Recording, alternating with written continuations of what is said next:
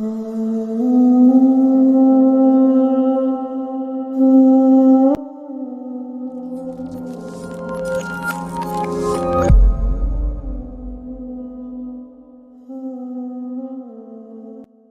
ہم لوگ تو بڑے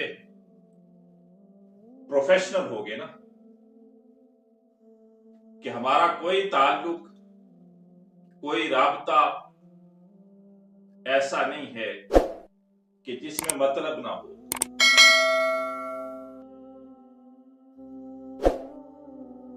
ہم اگر کسی سے تعلق رکھتے ہیں نا تو صرف یہ سوچ کے رکھتے ہیں کہ اس سے تعلق بنانا چاہیے، کل یہ میرے کام آئے گا۔ ایسا ہے کہ نہیں ہے؟ کاش کہ ہمارا تعلق، کاش کہ ہمارا رابطہ، کاش کہ ہمارا واسطہ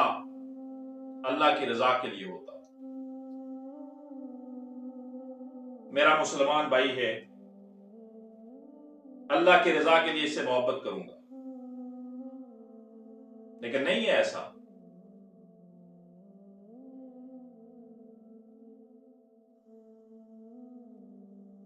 حضرت عمر رضی اللہ تعالیٰ عنہ فرماتے ہیں،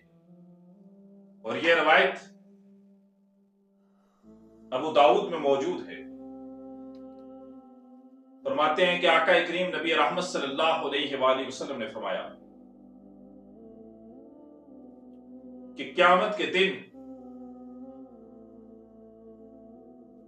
کچھ لوگ ایسے ہوں گے جو نہ نبی ہوں گے نہ شہید ہوں گے، لیکن ان کا مقام اور مرتبہ دیکھ کر انبیاء اور شہداء بھی ان پہ رشک کریں گے۔ صحابہ نے عرض کی، یا رسول اللہ صلی اللہ علیہ وآلہ وسلم، ہمیں بتلا دیجئے کہ وہ کون خوش نصیب لوگ ہیں۔ تو آقا کریم نبی رحمت صلی اللہ علیہ وآلہ وسلم نے فرمایا کہ یہ وہ لوگ ہیں کہ جو دنیا میں تعلق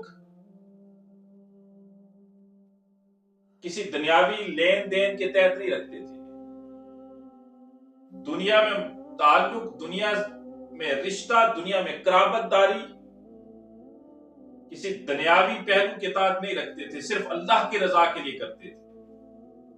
یہ ایک دوسرے سے محبت صرف اللہ کی رضا کے لیے کرتے تھے، یہ ایک دوسرے سے تعلق صرف اللہ کی رضا کے لیے رکھتے تھے۔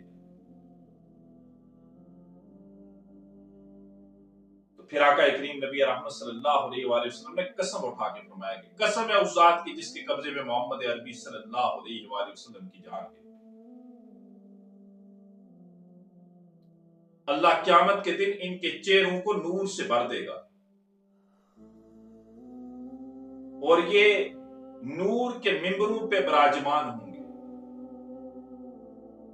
اور جس دن، اس حشر کے دن، اس قیامت کے دن، ہر شخص خوف و ہراس میں ہوگا، یہ بے خوف اور بے غم ہوں گے، بڑے مطمئن ہوں گے، اور جس دن ہر شخص مبتلا غم ہوگا، ان پہ کوئی غم نہیں ہوگا، یہ بے غم ہوں گے۔